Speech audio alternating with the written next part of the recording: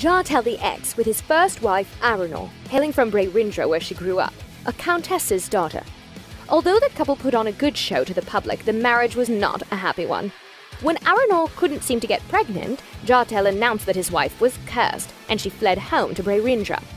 Aranor lived her life a lonely spinster, who counseled young females on their relations with male Nibirans. She claimed herself as a Kynesian bearer, but her power was paltry to the point of not being recognized, and thus giving her a license to fly under the radar and make mischief. Well into her Aeonic years, a girl she counseled gave her a device made by Kynesian, which was supposed to give a female pleasure. Aranor tried on the device after a young girl left, and when Aranor was found dead, the inventor was unable to obtain a license to market and sell what she named the Orgasmo Belt. Jhaartael married again after turning 30. Hopes were high for he and Queen Annalika, hailing from House Cirist in the far north, but the king elected to divorce her after 2 miscarriages.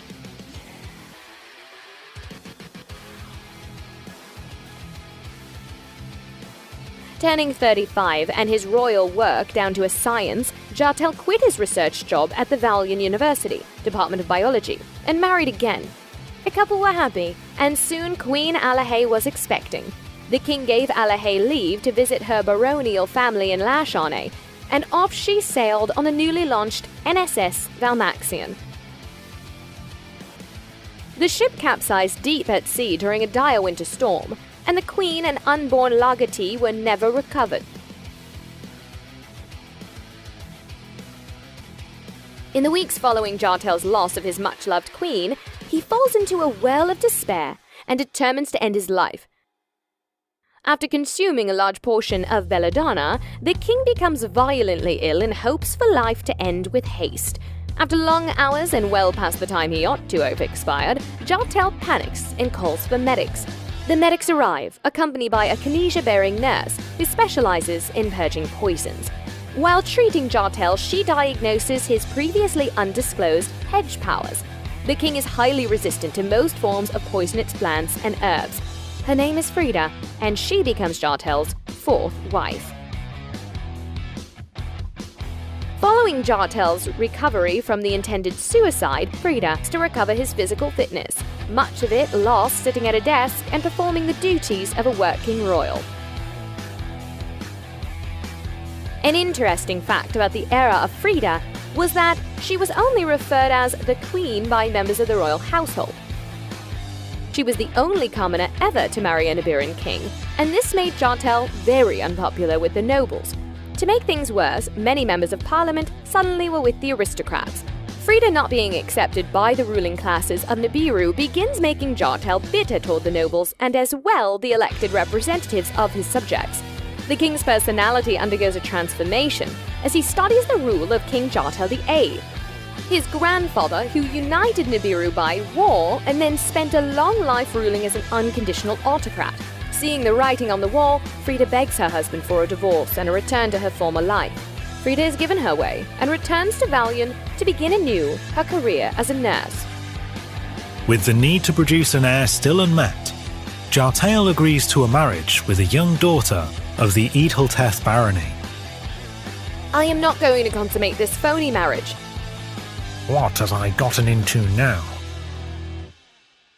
I have a magic knife forged of steel from the earth. Shit. I need my solicitors. It will take the dick and balls of a god. Imagine what it will do to an Nibiran king.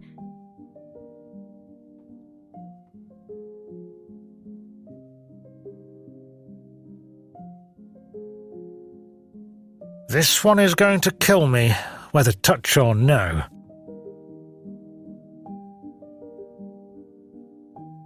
Get back here and face fate, you cowardly son of a whore!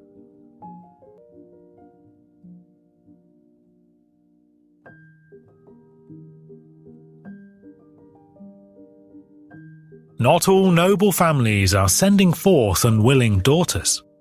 Jhaartael may be slow on the uptake, but is far from dumb. The full reality evades the king, until he married wife number 6. Forgive me, Fowl, but it is plain now why your mum made me wait until our wedding to meet you. What do you mean, my lord?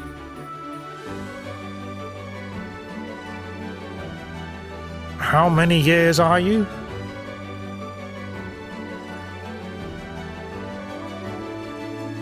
18, my lord. I'll give you one chance.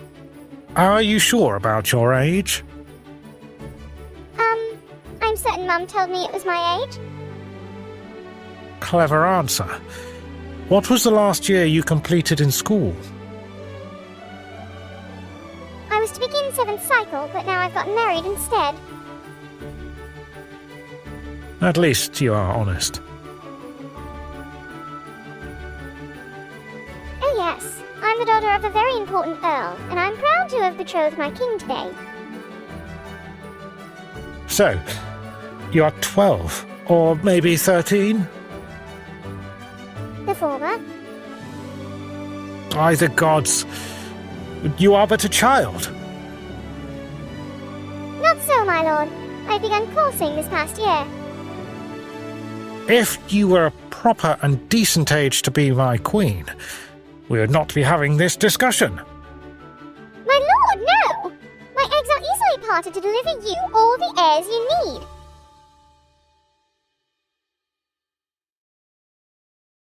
Gods, I'm going to be sick. My lord, are you telling me I'm ugly?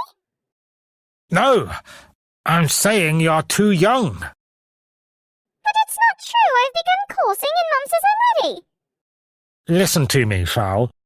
I have a degree from Valian University in Nibiran biology. Basing my reasonings on science and not my feelings, you're not ready to bear children. Well, my lord, what to do now? I do not wish for you taking the place of my father, and I came to this secret wedding a willing girl. I may only pray now that you take me to Valmaxian Palace, my husband. It can be expected of you being confused at this juncture, but it will all make sense over time. Let us pray first with the Avets, and then you go home with your parents. This wedding was a secret, as a precautionary measure. My lord, I understand and it's not your fault. My mum expects everyone to be honest with her, but she lies all the time. Young Fowl was queen for just one day, her wedding to Jhaartael a crown secret, and the reason these papers remain a restricted document. The Earl and his wife were sworn to secrecy under the duress of charges for fraud and violations of the child protection laws of planet Nibiru.